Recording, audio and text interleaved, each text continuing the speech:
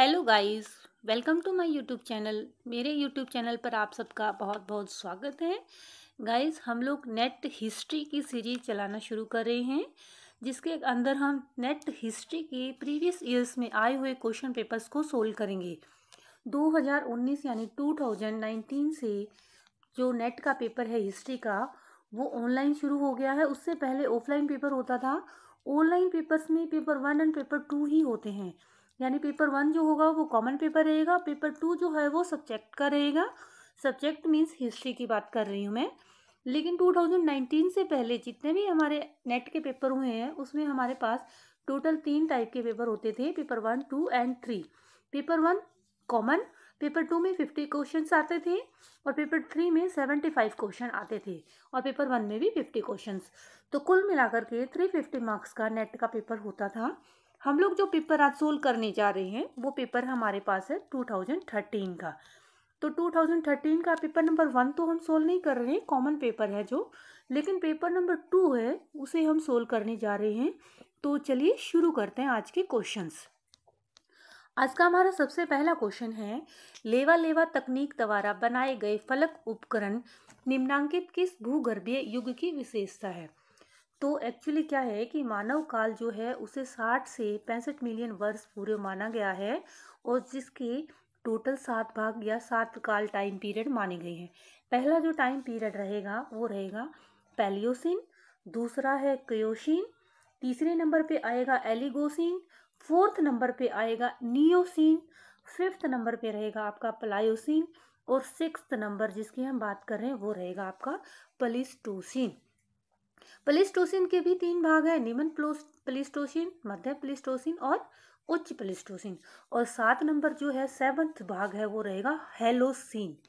हेलोसिन तो यहाँ पे टोटल ये 7 भागों में बांटे गए हैं। अब हमारे आते हैं मेन क्वेश्चन पे कि लेवा लेवा तकनीक द्वारा बनाए गए फलक उपकरण किस भूगर्भीय युग की विशेषता। तो वो रहेगा मध्य प्लीस्टोसिन।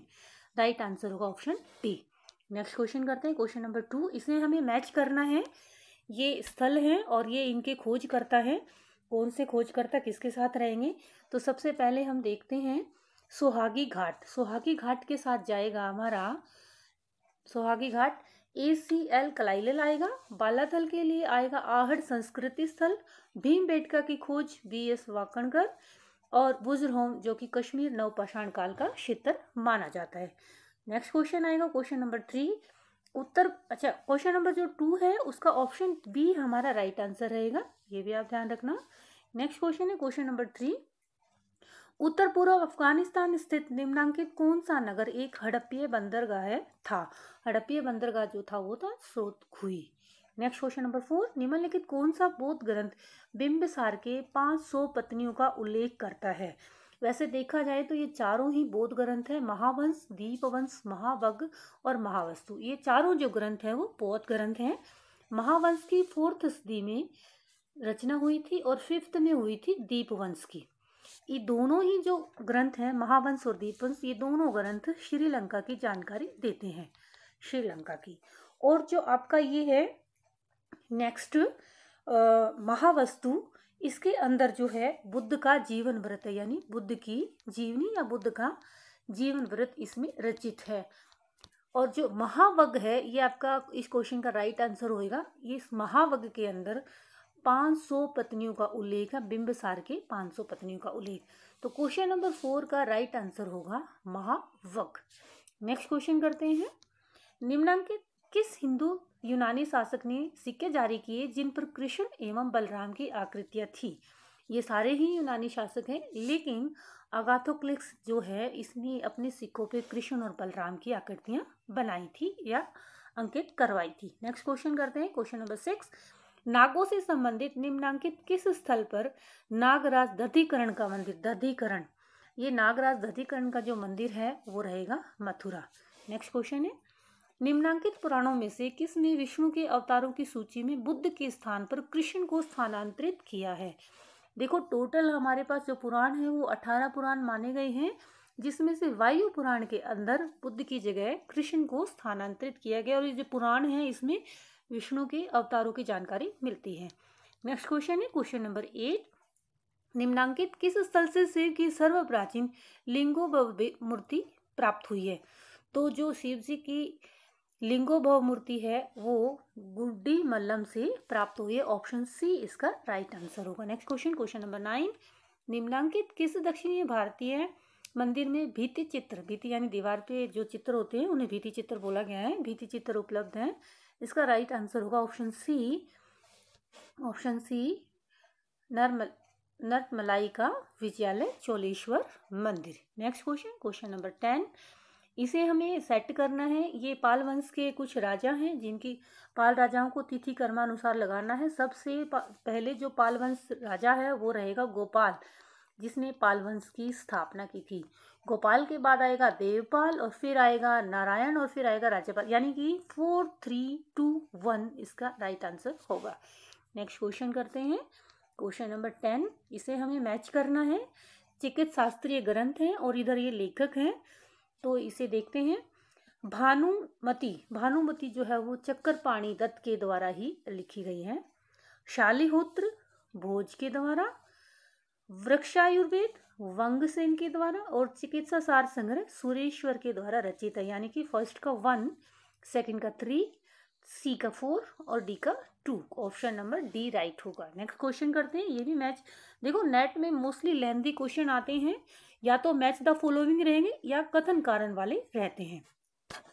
तो क्वेश्चन नंबर 12 करते हैं। इसमें भी हमें राजा और उनके राजवंशों के बारे में बताना है, तो मैच करते हैं। सबसे पहले आएगा आपका उदयनजेरल। उदयनजेरल जो है वो चेस वंश से रिलेटेड रहेगा। नेक्स्ट आएगा आपका करिकाल चोल से रहेगा।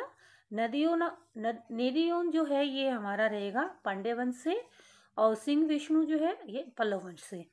तो इस हिसाब से हमारा राइट आंसर होगा ए का 4, बी का 2, सी का 1 और डी का 3। ऑप्शन नंबर ए जो है वो राइट आंसर रहेगा। नेक्स्ट क्वेश्चन करते हैं, क्वेश्चन नंबर 13। ये फिर से देखो मैच द फॉलोइंग हो गया, मैच करना है लेखक और उनसे रिलेटेड ग्रंथ है। जिमुतवाहन, जिमुतवाहन जो है वो दाएं भाग द्वारा रिटन है। इसके बाद गोविंदराज, गोविंदराज को मनुटिका। विज्ञानेश्वर, विज्ञानेश्वर के साथ आएगा मिताक्षरा और देवण भट्ट यानी कि स्मृति चंद्रिका। यानी ए का 3, बी का 1, सी का 4 और डी का 2। ऑप्शन 3 इसका राइट आंसर। नेक्स्ट क्वेश्चन करते हैं, क्वेश्चन नंबर 14। एक मिनट, क्वेश्चन नंबर 14 हमें करना है। ये हो गया क्वेश्चन नंबर 14। इसमें भी हमें मैच करना है। इसमें क्या है, मंदिर शैली और मंदिरों के नाम है। मंदिर शैली जो है वो टोटल 3 टाइप की है। 3 टाइप की कौन सी है? पहली एक शैली है नागर शैली जो कि उत्तर भारत में, दूसरी है द्रविड़ शैली जो कि दक्षिण भारत के मंदिरों में यूज़ की गई है, तीसरी है बेसर शैली जो कि मध्य भारत में, और इन दोनों का मिला जुला रूप है नागर शैली और द्रविड़ शैली का। तो यहाँ पे हमें कुछ मंदिर दिखाए गए हैं जिन्हें आपस में मैच करना है कि कौन सा मंदिर कौन सी शैली के साथ होगा। तो चलो मैच करते हैं। तो नागर जो है वो पहला रहेगा आपका, नागर के साथ आएगा आपका सोनक का नीलकंठ महादेव मंदिर, और द्रविड़, द्रविड़ के साथ आएगा एलोरा, यानी कि साउथ की बात चल रही है, एलोरा का कैलाशनाथ मंदिर द्रविड़ शैली का है। फिर आता है चालुक्य, चालुक्य का ये लक्कुडी स्थित जैन मंदिर है, और विजातीय का रहेगा पहाड़पुर स्थित मंदिर। यानी कि इस हिसाब से आपका ऑप्शन 2 है जो राइट रहेगा। ए का 3, बी का 4, सी का 2 और डी का 1। नेक्स्ट क्वेश्चन करते हैं, क्वेश्चन नंबर 15। ये भी बड़ा लेंथी क्वेश्चन है, इसको बड़ा ध्यान से पढ़ना है। इसमें कथन और कारण दिए जाते हैं। जब भी आपका कथन और कारण का क्वेश्चन हो तो कथन के जस्ट पढ़ते ही आपको क्योंकि शब्द यूज करना है। जैसे कि हम पढ़ते हैं, चलिए। गुप्तोत्तरकालीन प्राचीन भारतीय कला शैलियों का नामकरण क्षेत्र विशेष में राज्य कर रहे राजवंशों के नामों पर आधारित है, क्योंकि गुप्तोत्तरकालीन राजवंशों के शासक ही कला के एकमात्र संरक्षक थे। तो इस तरह हम देखेंगे तो हमें पता लग जाएगा कि ये दोनों एक दूसरे से रिलेट कर रहे हैं या नहीं। तो इस हिसाब से हम अगर देखते हैं तो फर्स्ट लाइन जो है यानी कथन ए जो है वो हमारा राइट है।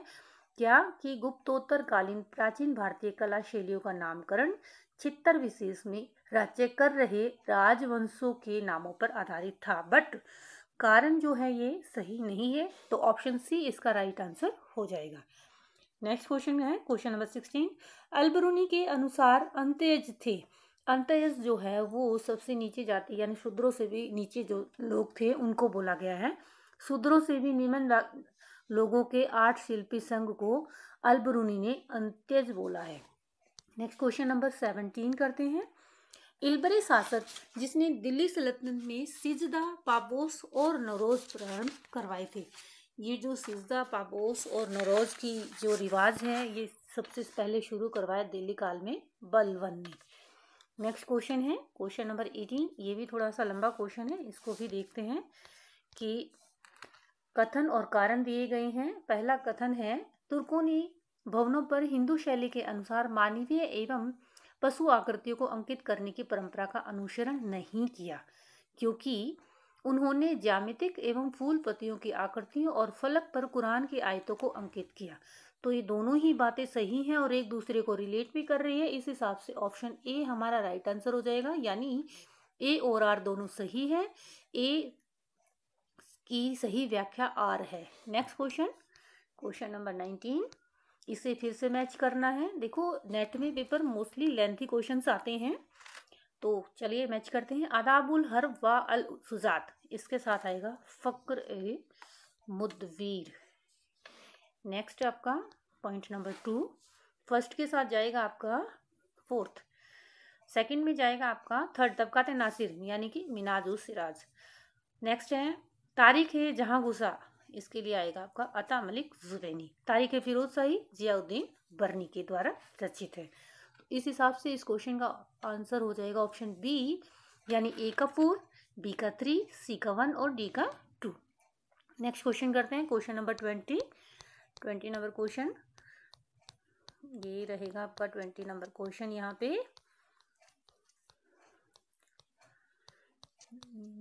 ये रहा, इसे भी हमें मैच करने हैं। मोस्टली क्वेश्चन मैच के रहते हैं यहाँ पे।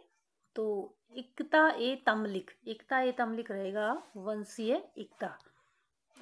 एक मिनट, 20 नंबर क्वेश्चन कर रहे हैं। हाँ, तो इसके लिए हमारा रहेगा इक्ता ए तमलिक में ऑप्शन 1 के लिए 4 जाएगा। मजलिस ए खलवत के साथ जाएगा राजा और उच्च अधिकारी। महसूल जो है वो प्रांत की कुल आय है, सी। और इक्ता ए इस्तिगाल जो है वो रहेगा आपका लघुकालिक फौजदारी, यानी कि क्वेश्चन नंबर 20 का ऑप्शन बी है जो राइट आंसर रहेगा। नेक्स्ट क्वेश्चन करते हैं क्वेश्चन नंबर 21। सिकदार जो है वो परगना स्तर का सैन्य अधिकारी था, सिकदार। नेक्स्ट क्वेश्चन, ये फिर से आगे 2 वाक्य हैं और इन दोनों को पढ़ना है और किसका किसके साथ रिलेट हो रहा है यानी ये देखते हैं। तो क्वेश्चन नंबर 22, मध्यकालीन भक्ति आंदोलन बौद्ध और जैन मत के मानने वालों को हिंदू धर्म से जोड़ने में सफल रहा, क्योंकि देखो इस टाइप के जब भी क्वेश्चन आए प्लीज़ आप क्योंकि लगा के पढ़ोगे तो आपको आसान हो जाएगा, क्योंकि सांस्कृतिक समायोजन की प्रक्रिया में जनजाति की अनेक लोग हिंदू जाति प्रथा में सम्मिलित हो गए। इस हिसाब से ये दोनों ही बातें सही है, ए और आर दोनों सही है, और जो ए की व्याख्या कर रहा है आर, तो option A right. Next question करते हैं क्वेश्चन नंबर 23। शेख नरुद्दीन ने स्थापना की थी। ये जो क्वेश्चन है ये सूफी आंदोलन या सूफी संप्रदाय से रिलेटेड क्वेश्चन है। संप्रदाय भी कह सकते हो, सिलसिले भी कह सकते हो। तो इसमें शेख नरुद्दीन ने स्थापना की थी। शेख नरुद्दीन ने कश्मीर में सूफियों के ऋषि सिलसिले की स्थापना की थी। अब बाकी के जो और ऑप्शन है उन्हें भी पढ़ लेते हैं, क्या पता इन ऑप्शन से ही नेक्स्ट टाइम क्वेश्चन आ जाए। अजमेर में सूफियों के चिश्ती सिलसिले की जो स्थापना है वह मोइनुद्दीन चिश्ती द्वारा की गई थी। मोइनुद्दीन चिश्ती, ये अजमेर में। और बिहार में सूफियों के फिरदौसी सिलसिले, इसकी जो स्थापना है वो बदरुद्दीन समरकंदी द्वारा की गई है, समरकंदी। नेक्स्ट है मुल्तान में सूफियों के सुहरावर्दी सिलसिले की स्थापना। सुहरावर्दी सिलसिले की स्थापना बहाउद्दीन जकारिया के द्वारा की गई है। तो जो हमारा क्वेश्चन है वो ये पूछ रहा है कि शेख नरुद्दीन ने जो है वो ऋषि सिलसिले की स्थापना की थी। नेक्स्ट क्वेश्चन 24 सल्तनत काल में उलेमा और सुल्तान के बीच संबंधों के संदर्भ में निम्नलिखित में से कौन सा कथन सही है? उलेमा को शरीयत से अधिकारों की प्राप्ति होती थी, नहीं होती थी, ये सही नहीं है। उलेमा ने सुल्तान को दैवीय शब्दों की व्याख्या करने की आज्ञा नहीं दी थी, तो ये भी रॉन्ग हो गया। उलेमा को सुल्तान अपनी इच्छा अनुसार छोड़ सकता था, ऐसा कुछ नहीं था कि वो उसकी इच्छा। तो कुल मिलाकर के तीनों ही बातें जो है वो सही नहीं है, तो उपयुक्त में से कोई नहीं इस क्वेश्चन का right answer. Next question number 25, उस विदेशी यात्री की पहचान कीजिए जिसने बहमनी साम्राज्य का वृतांत दिया। तो बहमनी साम्राज्य की जो जानकारी है वो हमें निकेटिन के द्वारा मिलती है। राल्फ फिच है जो मुगल काल में आता है। निकोलो कोंटी और नूनीज ये दोनों विजयनगर की जानकारी हमें देते हैं। तो ऑप्शन सी हमारा राइट आंसर होगा। नेक्स्ट क्वेश्चन है, मध्य एशिया का कौन सा क्षेत्र अरबी भाषा में मावरून नहर कहलाता था? मावरून नहर जो है वो ट्रांस ओशियाना को बोला गया, यानी ऑप्शन डी राइट होगा क्वेश्चन नंबर 6 के लिए। नेक्स्ट क्वेश्चन करते हैं, क्वेश्चन नंबर 27, निम्नलिखित में से हुमायूं के संबंध में कौन सा कथन सही है? इसमें हमें सही ढूंढना है। हुमायूं को खगोल शास्त्र एवं भूगोल में गहरी दिलचस्पी थी, बिल्कुल ठीक है। हुमायूं ने शाही पुस्तकालय के लिए पुस्तकों का भारी संग्रह किया, बिल्कुल किया। और इवन ये जो है पुस्तकालय की सीढ़ियों से लुढ़कता ही मर भी गया था, तो ये बात भी ठीक है। थर्ड है, हुमायूं अपने सैन्य अभियानों के दौरान पढ़ने के लिए कुछ चुनी हुई पुस्तकें ले जाया करता था। हाँ जी, ये भी सही है। तो इस क्वेश्चन के हिसाब से ये चारों बातें सही है, तो ऑप्शन डी हमारा राइट आंसर होगा क्वेश्चन नंबर 27 के लिए। नेक्स्ट क्वेश्चन, दीन ए इलाही प्राथमिक रूप से था। जो दीन ए इलाही था वो विश्व समरसता के सिद्धांत को दोहराने के लिए था। नेक्स्ट क्वेश्चन, सामान्य आंकलन के अकॉर्डिंग 16वीं 17वीं शताब्दी में भारत की ग्रामीण जनसंख्या का प्रतिशत कितना था? ग्रामीण जनसंख्या उस टाइम 85% थी। नेक्स्ट क्वेश्चन करते हैं, क्वेश्चन नंबर 30, राठौड़ विद्रोह से संबंधित निम्नलिखित कथनों पर विचार करना है कि इसमें से कौन से कथन सही हैं। पहला है, जसवंत सिंह के पुत्र पृथ्वी सिंह के निधन के फलस्वरूप राठौर विद्रोह। नहीं, ये नहीं है, रॉन्ग है ये। औरंगजेब ने इंद्र सिंह को मारवाड़ का शासक बनाया, ठीक है। राठौड़ विद्रोह औरंगजेब की जोधपुर को मुगल साम्राज्य का हिस्सा बनाने की योजना के फलस्वरूप हुआ, ये भी गलत। रानी हाड़ी को विद्रोह में राठौड़ों और मेवाड़ के राजा राज सिंह ने समर्थन दिया, सही है। तो इस हिसाब से ऑप्शन 2 एंड ऑप्शन 4 दोनों सही होंगे, तो ऑप्शन डी हमारा राइट आंसर हो जाएगा। नेक्स्ट क्वेश्चन करते हैं, क्वेश्चन नंबर 31, निम्नलिखित को कालक्रम में लगाना है कि जब जैसे ये कालक्रम का टाइम पीरियड 1757 से प्लासी के युद्ध से ही शुरू हो जाता है, जब अंग्रेज अपना कंट्रोल इंडिया पे कर रहे हैं, उन्होंने अपने उपनिवेश यहाँ पे स्थापित कर रखे हैं, तब इनकी जो नीति थी उस नीति को कालक्रम के अकॉर्डिंग लगाना है। तो सबसे पहले इन्होंने रिंग फेज नीति अपनाई, यानी सुरक्षा का घेरा नीति भी इसको बोलते हैं। उसके बाद इन्होंने अधीनस्थ पार्थक्य नीति अपनाई। नेक्स्ट इनकी नीति है अधीनस्थ संघ नीति, और लास्ट नीति इन्होंने अपनाई समान संघ नीति। तो इस हिसाब से ऑप्शन ए हमारा राइट आंसर हो जाएगा, पहला, 4th, 3rd and 2nd। Next question है 32 नंबर, अंग्रेज ईस्ट इंडिया कंपनी ने निम्नलिखित में से किस अधिनियम के जरिए चीन के व्यापार पर एकाधिकार को खो दिया? ये तो बड़ा सिंपल क्वेश्चन है, इजी क्वेश्चन है, इसका डायरेक्ट आंसर बन रहा है 1833 का चार्टर अधिनियम ने चीन के व्यापार पर एकाधिकार खो दिया। नेक्स्ट क्वेश्चन, क्वेश्चन नंबर 33, निम्नलिखित में से कौन सा कथन गलत है? यहाँ पे हमें गलत देखना है। जब भी कोई क्वेश्चन गलत से रिलेटेड हो तो सबसे पहले आप अंडरलाइन कर लीजिए गलत या नहीं वाले शब्द पे। गलत या नहीं पे आपको अंडरलाइन करना होगा, तब आपको ध्यान रहेगा कि भाई हमें जो है गलत ढूंढना है, ठीक है। तो अभी इसे पढ़ लेते हैं। अमृत बाजार पत्रिका मूलतः एक बंगाली समाचार पत्र है, सही है, ये समाचार पत्र है। जनभाषा का समाचार पत्र समाचार दर्पण वारेन हेस्टिंग्स के कार्यकाल के दौरान शुरू हुआ। नहीं, ये रॉन्ग है, क्योंकि वारेन हेस्टिंग्स नहीं, लॉर्ड हेस्टिंग्स के टाइम शुरू होता है। नेक्स्ट है, बम्बई टाइम्स का नाम ही टाइम्स ऑफ इंडिया है, ये भी ठीक है। साप्ताहिक समाचार पत्र Bengal gazette James Augustus Hicky ने शुरू किया, ये भी ठीक है। यानी ऑप्शन बी जो है हमारा राइट आंसर होगा, क्योंकि हमें क्या पूछ रहा है, नो, नहीं या गलत वाली बात पूछ रहे हैं, तो यही बात गलत है। नेक्स्ट क्वेश्चन करते हैं। अगला क्वेश्चन हमारा आता है क्वेश्चन नंबर 34। इसे हमें मैच करना है, ये संधियां हुई है, कौन सी संधि किस किस टाइम पीरियड में हुई वो हमें बतानी है। इलाहाबाद की जो संधि है वो होती है 1765 ईस्वी में। जो इलाहाबाद की ये जो संधि है ये 1765 में हो जाएगी। मद्रास की संधि है वो 1769 में। और पुरंदर की संधि है, पुरंदर की संधि रहेगी 1776 में। और मैंगलोर की जो संधि है वो रहेगी आपकी एज इट इज रहेगी, यानी कि 1774 में। ये दोनों सेम रहेगा। और इलाहाबाद वाली 1765 में और मद्रास की 1769, यानी इस हिसाब से हमारा ऑप्शन सी राइट आंसर हो जाएगा 2 1 3 4। नेक्स्ट क्वेश्चन है, नेक्स्ट क्वेश्चन करते हैं क्वेश्चन नंबर 35 नंबर देखते हैं। ये हमारा 35 क्वेश्चन, हाँ जी ये रहा 35। इसमें भी हमारा कथन और कारण का ही है। पहला हमारा कथन है, उपनिवेशवाद की संक्रमण प्रक्रिया 1757 से 1856 लगभग एक शताब्दी से चल रही थी।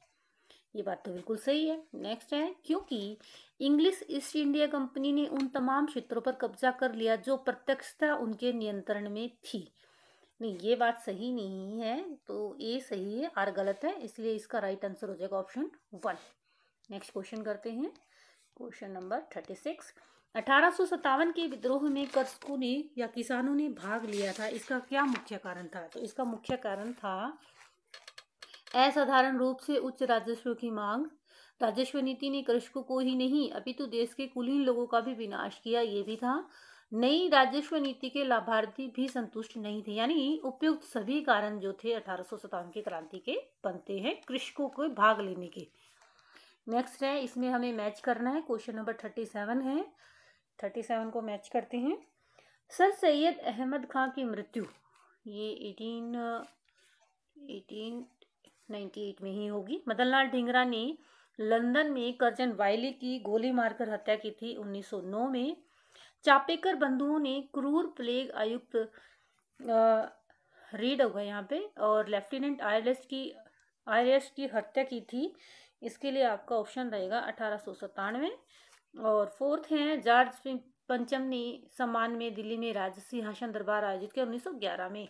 इसी टाइम पीरियड के जस्ट बाद ही जो है वो राजधानी भी बदल जाएगी, राजधानी दिल्ली हो जाती है। इससे पहले राजधानी जो है वो कलकत्ता थी।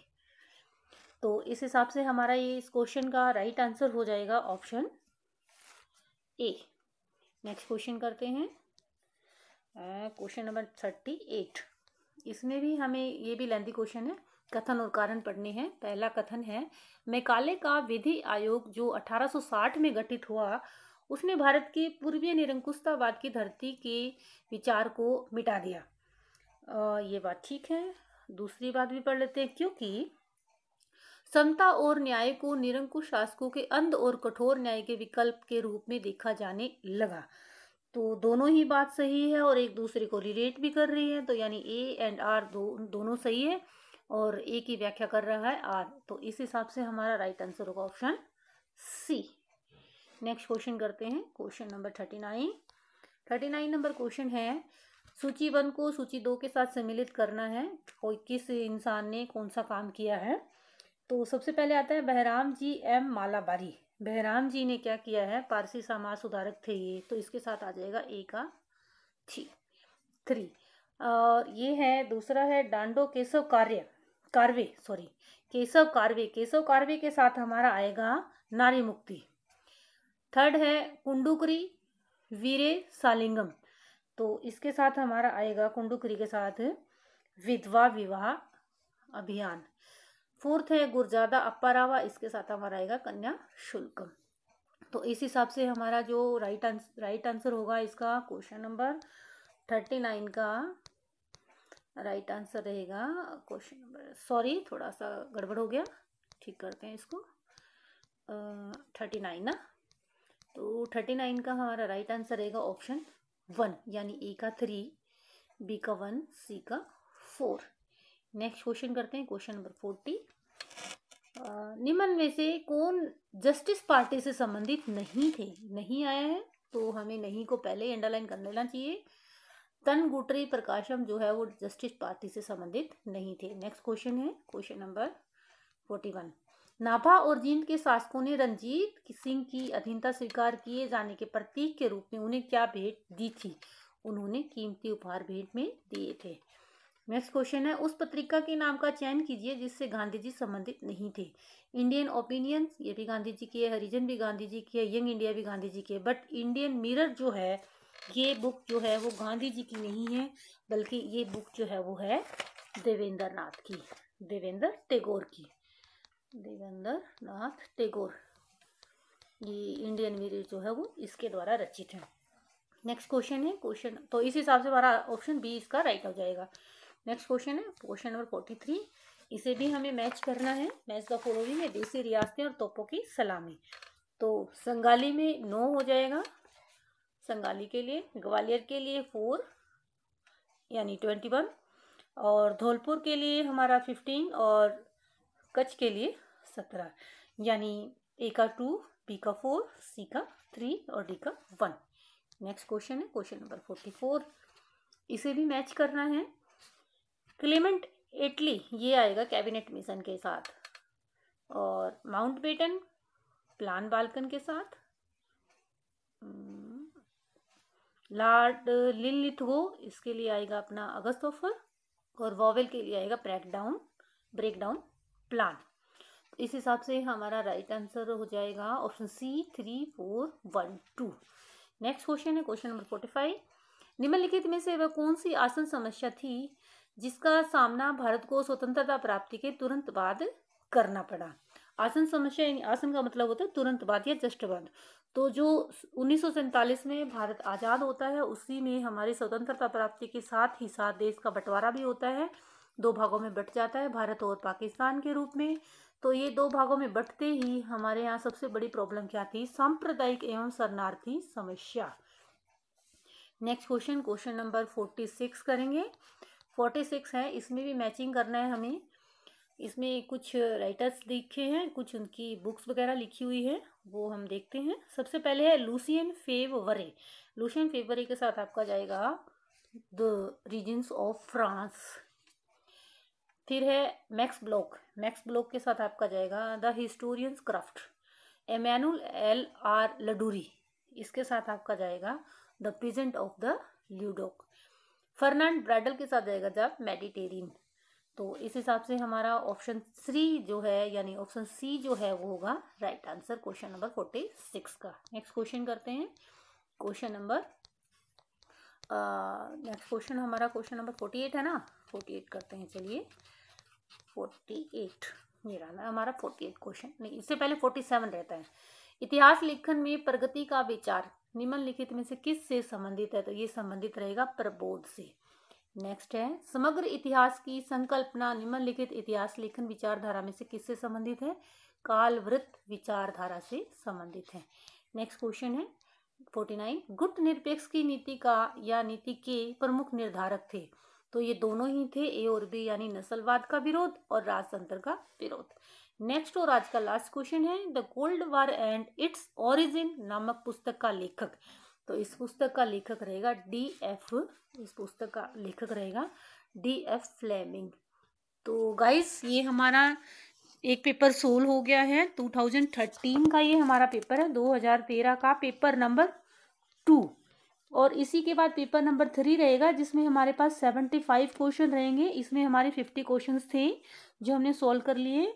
जो ये 75 वाली सीरीज है ये हम नेक्स्ट वीडियो में करने जा रहे हैं। बने रहिए हमारे साथ। जय हिंद, जय भारत, धन्यवाद।